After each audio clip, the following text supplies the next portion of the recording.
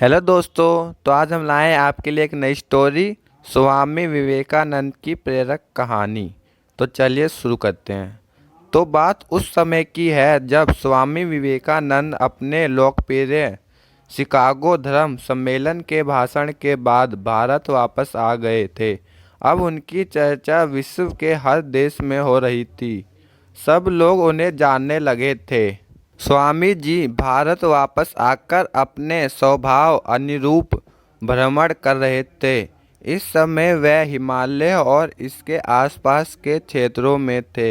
एक दिन वह घूमते घूमते एक नदी के किनारे आ गए। वहां उन्होंने देखा कि एक नाव है, पर वहां किनारा छोड़ चुकी है।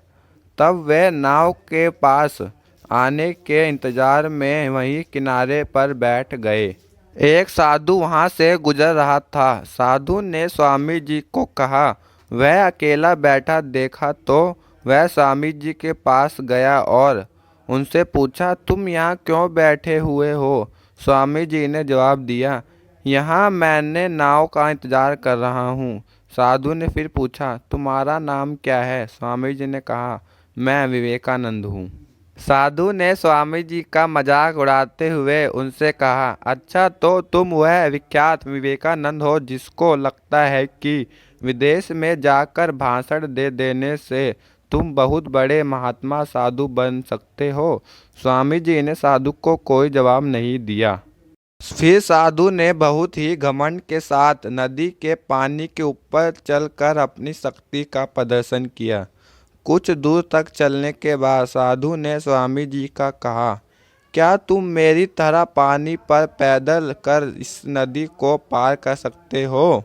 स्वामी जी ने बहुत ही आदर और विनम्रता के साथ साधु से कहा, इस बात में कोई शक नहीं है कि आपके पास बहुत ही अद्भुत शक्ति है, लेकिन क्या आप मुझे यह बता सकते हो कि आपको यह असाधारण शक्ति प्राप्त करने में कितना समय लगा है? बहुत ही अभिमान के साथ साधु ने जवाब दिया, यह बहुत ही कठिन कार्य था। मैंने 20 सालों की कठिन तपस्या और साधना के बाद यह महान शक्ति प्राप्त की है।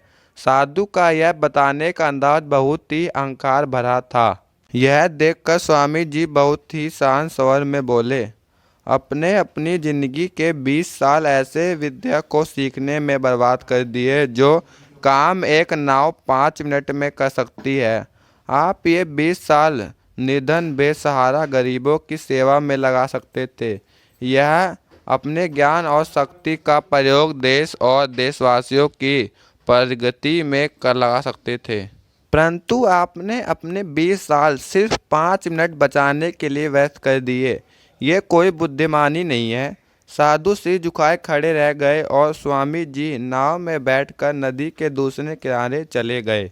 इस प्रकार इस कहानी से हमें यह बताया कि ज्ञान और शक्ति का सही प्रयोग आवश्यकता है। किसी शक्ति को प्राप्त कर के यदि हम उस पर घमंड करते हैं तो यह मूर्खता है। शक्ति का सही जगह पर सही इस्तेमाल करना ही वास्तविक में बुद्धिमानी है। तो दोस्तों, यह स्टोरी यहीं पे ख़त्म होती है। अगर आपको यह स्टोरी अच्छी लगी हो तो लाइक करें, चैनल पे नए हो तो सब्सक्राइब करें। हम आपके लिए ऐसी और स्टोरी आते रहेंगे। Thanks for watching.